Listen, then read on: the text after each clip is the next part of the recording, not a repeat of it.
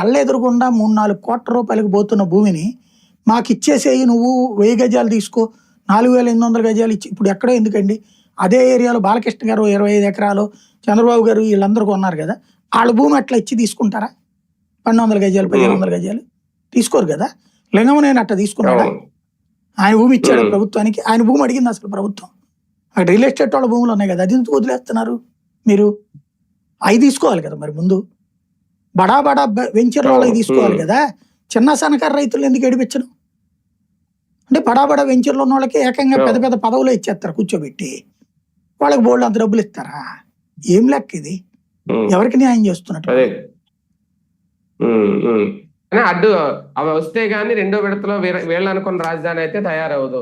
భారీగా వీళ్ళు అనుకునేది ఏముందండి అక్కడ? ఇవన్నీ మామూలుగా ఇప్పుడు ఒకే రోజులో అవ్వదు, ఒకే ఏడాదిలో అవ్వదు. ఇక్కడ మనం ఏమీ లేని చోట పెట్టడం ప్రారంభించినప్పుడు అన్నీ సమకూరేటప్పటికి దశాబ్దాలు పడుతుంది.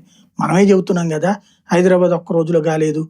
మనం మొన్నటిదాకానేమో హైదరాబాద్ 5 ఏళ్లలో చంద్రబాబు గారే ప్రపంచ రాజధాని చేసేసారని చెప్తారు.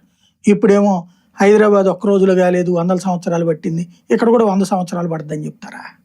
బేసిక్గా నడుస్తుంది అంతే. ఏం మాట్లాడితే అదే. మరోవైపు నారా లోకేష్ గారు ఈ మధ్యన వరుసగా విదేశాల్లో చాలా బిజీగా గడుపుతున్నారు. ప్రముఖులను కలుస్తున్నారు, పారిశ్రామికవేత్తల్ని, పెట్టుబడివేత్తలను ఆహ్వానిస్తున్నారు. ఒక రకంగా ముఖ్యమంత్రి అని అనలేం గాని ఆయన్ని ఇప్పుడు అధికారికంగా ముఖ్యమంత్రిగానే అన్ని పనులు చేసుకెళ్తున్నారు. ఏంటి భవిష్యత్ సంకేతం? బేసిక్గా ఆయన తన తండ్రికి వారసున్న